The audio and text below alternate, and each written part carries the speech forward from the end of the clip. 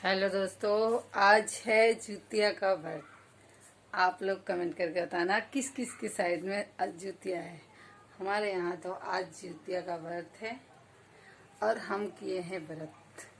इस जुतिया की व्रत में हम इतना तीज के जैसा या करवा चौथ के जैसे हम तैयार नहीं होते हैं, सिंपल करते हैं।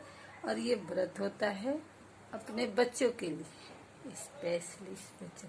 तो कल खाए नहाए का था, तो खाए नहाए का ब्लॉग हमने डाल रखा है, आप लोग एक बार देख लेना। और खाए नहाए कैसे करते हैं, आज हमारी व्रत है। तो अभी हम नहाएंगे, नहा के फिर पूजा करेंगे। इसके बाद में फिर सुबह हम पढ़ना करेंगे, उसका हम अलग से ब्लॉग बना के डालेंगे। अभी हम जा रहे हैं फ्रूट लाने पूजा करने के लिए और बेटी को जूस पिलाने।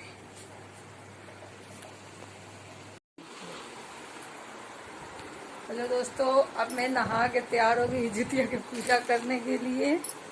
अब मेरा पैर रंगाएगा। निक्की ने मेरा पैर रंग रही है, मेरी बेटी।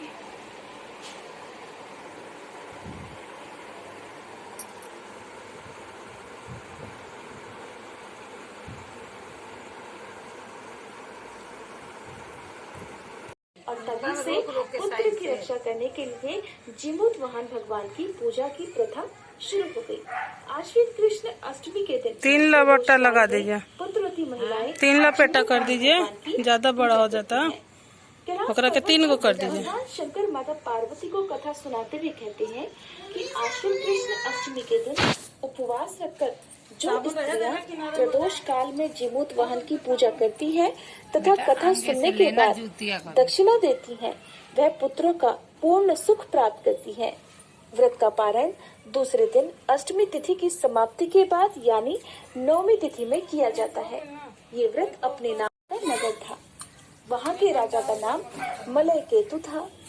उसी नर्मदा नदी के पश्चिम ओर बालूहटा नाम की मरुभूमि थी, जिसमें एक विशाल पेड़ पर एक चील रहती थी और उसी पेड़ के नीचे एक सियारिन भी रहा करती थी। चील और सियारिन दोनों ही बड़ी पक्की सहेलियां थी। कुछ महिलाओं को जितिया व्रत करते देखकर एक दिन चील और सियारिन ने भी यह व्रत करने का संकल्प ले लिया और दोनों ने ही भगवान श्री जिमूतवाहन की पूजा और व्रत करने का प्रण ले लिया। जिस दिन दोनों को और उनका दाह संस्कार वही मरुस्थल पर हुआ जहाँ पर वो चील और सियारिन रहती थी। मूर्ति आ गया और उसका विवाह बुद्धिसेन के साथ हो गया।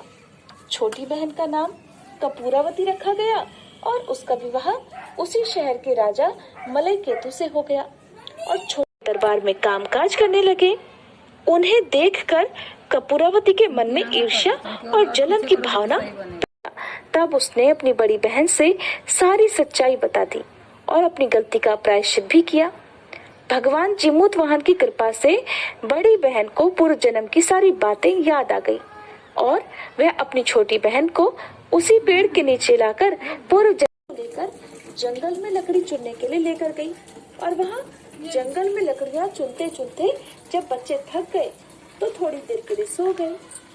बच्चों को कुछ महिलाओं को जितिया व्रत करते देख चील और सियारिन ने भी यह व्रत करने का संकल्प लिया और दोनों ही भगवान श्री जिमूतवाहन बड़ी बहन और सियारिन छोटी बहन बनी।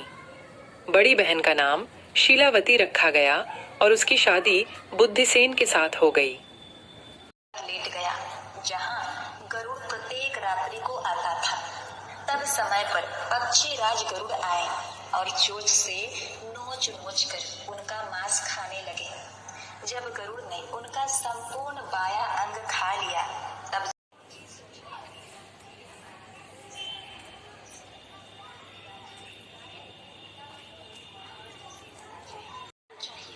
यदि इन बातों का ध्यान न रखा जाए तो व्रत का प्रभाव नष्ट हो जाएगा।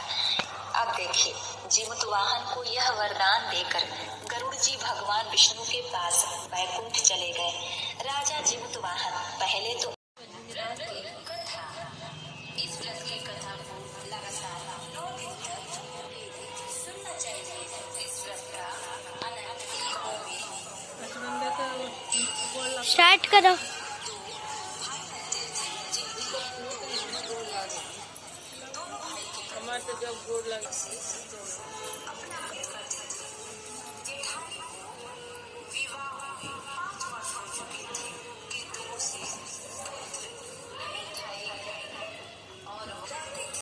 साथ में बर्तन में डालकर ढक दिया और शीलावती के पास भिजवा दिया।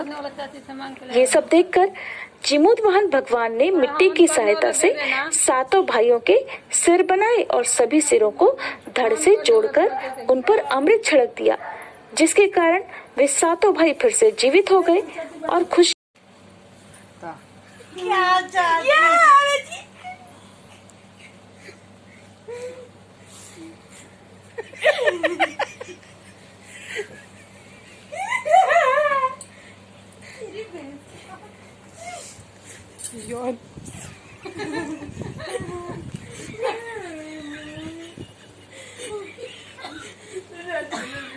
बेचारी बच्ची को छोड़ दिया, बच्ची ने साल छोड़ के